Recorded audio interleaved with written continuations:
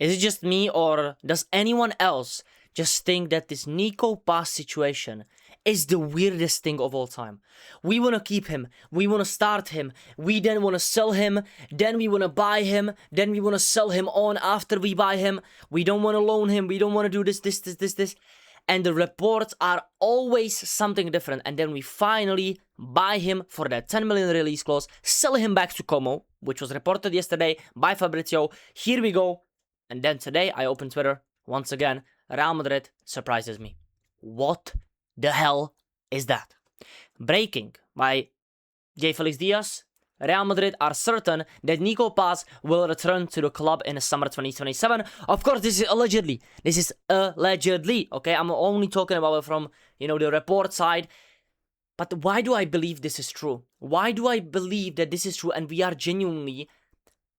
Some of the business that we do in the transfer window is the dumbest business I have ever seen, and it's especially with the academy prospects, with the younger prospects. We either sell some talents that shouldn't have never been sold in the past, we sell some people, that we could have been used, but then went on to have a shit career just because we didn't use them. We loan out people like Endrick, for example, who could have started for us because Rodrigo ACL, Franco Mastantuono is worse than me at football, and now we're doing this with Nico Paz again. Pick a side! Florentino Perez and Jose Mourinho, pick a side. Do you want him? Do you not want him? Do you want him to be a Real Madrid player next season? Do you not want him to be a Real Madrid player? I don't get it. I just don't get it. Why did we sell him now for a 60 mil? Are we basically like buying time so we can see what works out with Jose Mourinho? Like he wants to start Jude and Arda maybe? Or like what is this? Like we're gonna keep that 60 million and then spend 80 million, so we are basically spending 20 million. I really don't get it, guys. Because if you have missed, the transfer news and have been living under a rock, we bought and triggered the 9 million release clause for Nico Paz. We bought him back. Now they have given Como the option to buy him for 60 million till Monday. This was reported, 25th of June, which was 2 days ago. If Como rejects, he will be on the market for more. For example, Inter, they were, rumored to buy him for around 80 to 85 million, and the Bastoni deal would have been a little bit closer for us, for example. But then it was reported, here we go. The next day, everything just quick. We bought him, they want him. Fabregas, Nico Paz, and I think the director of Como, they all agreed to buy him for 60 million euros. Done deal.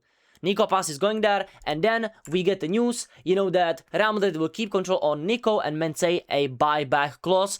Not a 60 million buyback clause, it's not going to be the same. They are doing a 20 million plus on the deal, which is an 80 million buyback clause. Yeah, Como are paying Real Madrid 60 million for Nico, and then Real Madrid will keep an 80 million buyback clause. But the only thing that was also included in the buyback clause, that it's only valid until next summer 2027. So basically after this next season finishes, we can buy Nico Paz in that transfer window, but if we don't buy him, the offer is off. The offer is not going to be on the table, and he will officially, fully, 100% become a Como player. And honestly, I thought this was done. I thought this was everything I needed to know about Nico. I thought we were moving on. Maybe we are going to spend money on Olise this season or next season. We want to keep the money. 60 million is nice for Nico, even though I think he's worth more in this, especially in this market. But then I'm seeing 80 million.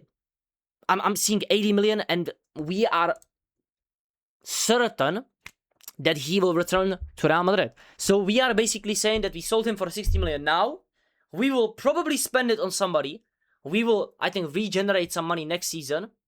Maybe there is a possible sell of Vinicius or somebody else. And then we will buy him for 80 million. But I just don't see the vision. I just don't see the vision. Why wouldn't you just say to Como, you're not buying him? How about it? You're not buying Nico Paz. Now, we're going to sell him to the Premier League or somebody else for 100 million. Now, we're going to make the profit and we're going to spend big this summer. What are we waiting for? Like, is there a, financial rule problem? Is there a wage problem? Is there a, squad structure problem?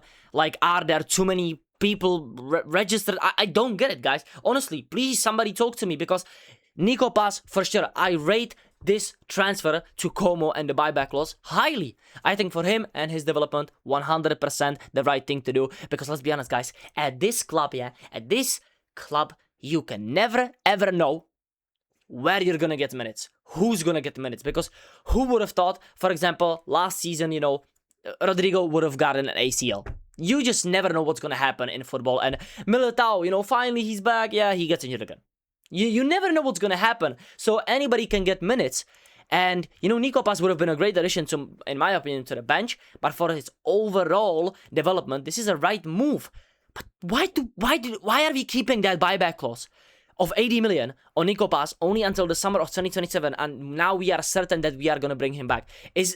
We are basically saying that we don't believe in next season in our 10s and the attackers, basically. That's what we are saying, basically. Because we are keeping Nico Paz on the buyback clause option only because somebody at the club is keeping, tabs open on Jude Bellingham, Arda Güler, Endrick, and these guys, because they don't really believe them. And that's my honest opinion. Why are you keeping this clause of 80 million? Why wouldn't you just sell Nico Paz for more money if he wasn't actually coming back? And now all makes sense. That's why exactly I don't think we will be spending too much money this window, because I think Olise is out of reach. Maybe we will buy a center back, but that's 60 million. But we would be basically saying that if we sold him for 60 million and then we bought him for 80 million next summer, we only spent 20 million. By the way, we already spent 10 million right now, so let's not even mention that we are spending 30 million on him. So a player that we could have gotten this summer for basically 9 million euros or whatever it was today, now we sold him for 60, but we are gonna buy him for 80 million next summer. If this is actually true, this is the most brain dead thing I have seen Real Madrid do in my lifetime. I just don't get it. This is close to like, I don't even know. When has this ever happened? What is this buyback clause? When have you seen a buyback clause of 80 million on a player like this? On a player like this, in a situation like this, when new managers are coming in? I don't get it. Honestly, guys, just Real Madrid is genuinely making me confused. And the last thing I want to talk about is, if Nico Paz will come back to Real Madrid, what is the plan with Arda Güler? Honestly, is he going to be a right mid? What is he gonna be? What is he gonna be then? Please, because I already don't see Arda Güler in the first starting lineup of Mourinho in the next season. Because my starting lineup, I think there's gonna be somebody new in the midfield, like Bernardo Silva, on somebody that we will sign in the future. Because we are looking to sell Tchouaméni, we are looking to maybe even move on, Ceballos, which is basically out of the club, Camavinga, maybe even Brahim Diaz. And then we have Fede Valverde, then we have Camavinga still on the payroll, Tchouaméni before we sell him. We have Jude Bellingham, Arda Güler, and then we have some academy players like Thiago Pitar, which I think have literally zero chance of coming into the team under Jose Mourinho, because we know how Jose Mourinho is with youngsters. Where the fuck does Arda play? How does Jude Bellingham, Jude Bellingham should be the one starter, and he should basically have maybe a backup. That's it, guys. That's genuinely all the depth I can think of. And I think Arda Güler, if he's not playing as an 8, right wing, whatever, his best position is the number 10. What is Jude gonna do? What is Arda gonna do? Where is Fede Valverde gonna play? Where is Tchouaméni gonna play? Where is Bernardo Silva gonna play? By the way, if people keep telling me Bernardo Silva is gonna play right wing, do you want to play? How old is Bernardo Silva? Please tell me, guys. Bernardo Silva on the right wing, if this is the master plan of this club, at 31 years old, he has no legs, by the way. We want to play him at right wing. I think his best position right now is a center mid, honestly, guys. Is a center mid of the bench for Real Madrid. Maybe some starts in smaller games. Maybe a bigger game if the game, is a little bit more compact. Not too much pressing, running. Maybe against a low block, he would be great. But as a right wing, do you see Bernardo Silva in 2026 being a right winger for Real Madrid? Honestly, I still don't believe he's our player. Honestly, what is happening? Honestly, I don't get our strategy. I don't get that we want to sell Nico Paz right now after we bought him. And we basically made profit to sign him to Como. We could have made more profit if we sold him to flipping, I don't know, Inter Milan or maybe even a Prem club.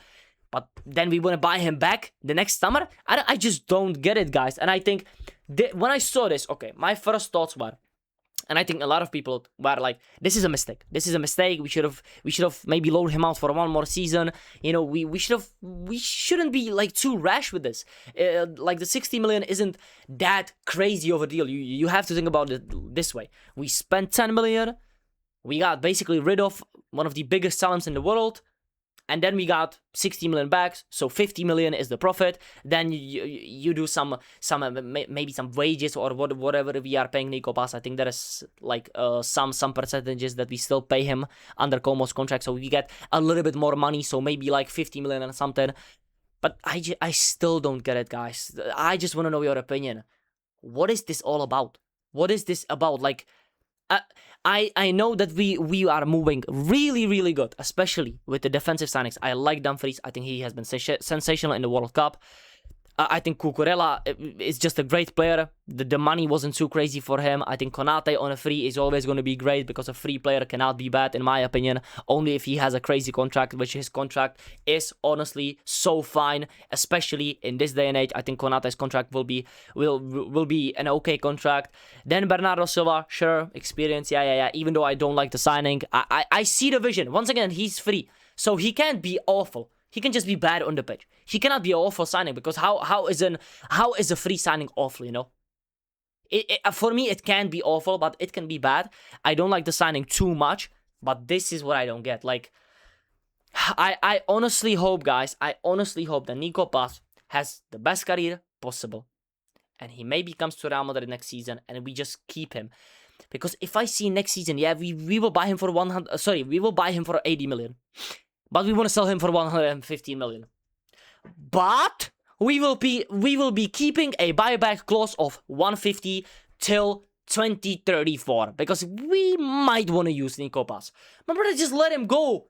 Like, choose, please. And Nico Paz, if I was Nico Paz, I would be like, what is happening to me, bro? Am I just being passed around, bro? Is this like a Bonnie Blue situation? Am I doing this?